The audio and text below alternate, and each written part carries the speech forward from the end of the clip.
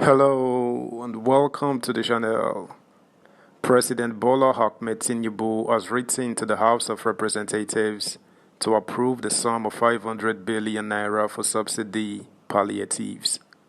Recall that Tinubu, after removing the subsidy on May 29, had promised to roll out palliatives to help ameliorate the adverse effects the removal had on Nigerians.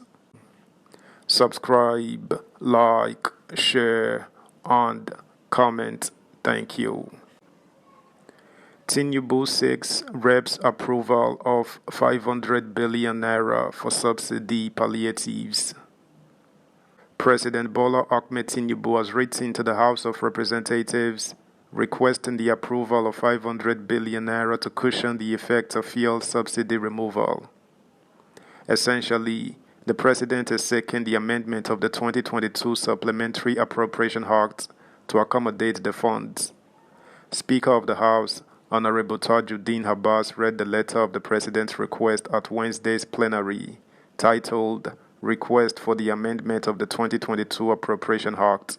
The letter reads in part, I write to request the approval of the House of Representatives on amendment of the 2022 Appropriation Act in accordance with the law.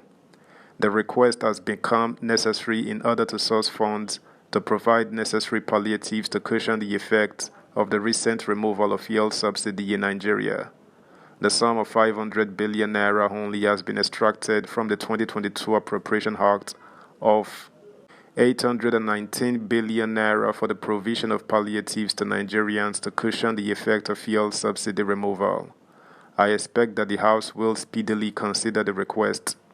Abbas, however, added that the House will consider the President's request at plenary on Thursday. Meanwhile, the Senate on Tuesday commended President Bola Tinubu on his decision to implement the total removal of fuel subsidy in Nigeria, describing it as a move in the right direction. They also expressed happiness that the decision was taken during the tenure of the 10th National Assembly. The lawmakers of the upper chamber of the National Assembly, however, called on Tinubu to quickly fashion out and implement the palliatives for Nigerians to cushion the effect of the removal. The senators, during plenary, in a motion moved by Senator Patrick Ndubueze, representing Imo North Senatorial District, entitled Need to Investigate the Controversial Huge Expenditure on Premium Motor Spirit (PMS) under the subsidy under recovery regime by the NPCL, agreed to, among others, constitute an ad hoc committee to holistically investigate all controversies surrounding subsidy and under recovery regime. Ruling on the motion after deliberations and contributions by members on the floor of the Senate, President of the Senate, Godswill Akpabio, got the nod of his colleagues to formally commend President Tinubu on his colleagues' decision to stop the payment of subsidy on PMS.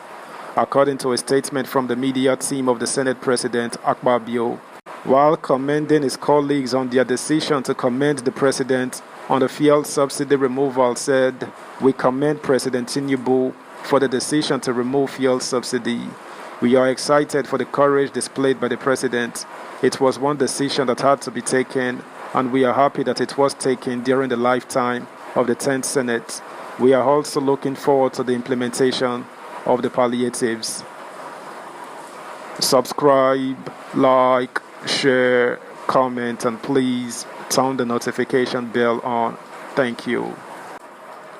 In related news, a chieftain of the All Progressives Congress (APC), Chief Billy Osawuru, has expressed concerns about how fuel subsidy removal has affected the livelihood of Nigerians in the last few weeks since President Bola Ahmed Tinubu announced it.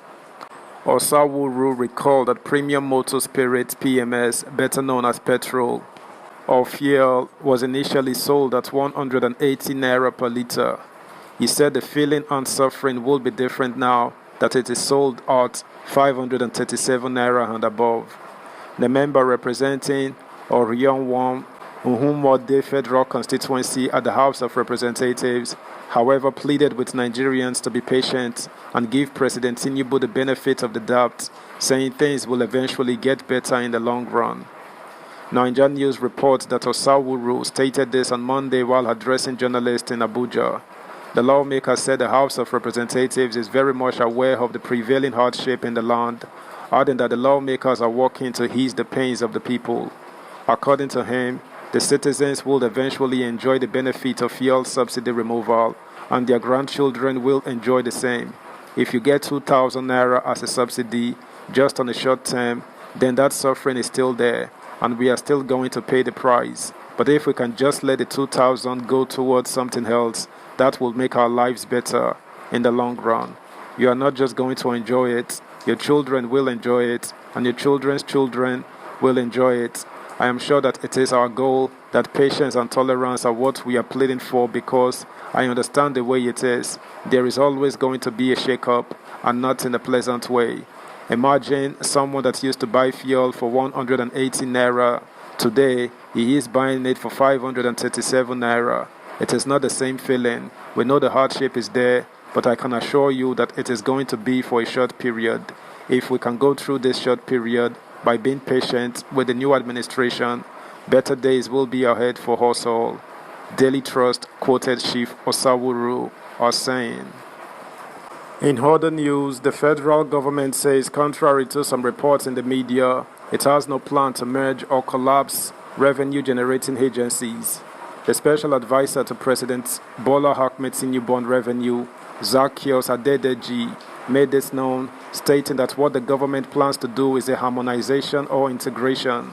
He, however, clarified that the harmonization or integration process does not mean the agencies will be merged, but rather, on a single platform, the government can monitor what is happening in all the revenue-collecting agencies, while they remain individually unique entities. Mr. Adedeji made a clarification during an interview on Channels TV.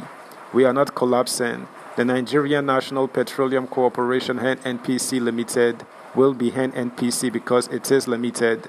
FIRS will be on its own, but the collection of all revenues will be technologically driven by data, he said. Adedeji added that with the steps set to be taken by the government, Nigeria's total annual revenue, which is currently below 15 trillion naira, will be increased without imposing extra taxes on citizens of the country. The current administration needs to increase the nation's revenue not through taxation, but by addressing indiscipline in national spending and technologically monitoring revenue collection when agencies like Federal Inland Revenue Service (FIRS), Nigerian Maritime Administration and Safety Agency (NIMASA), and Nigerian Customs are harmonized. That's the news, guys. Thanks for listening. Until next time. Bye.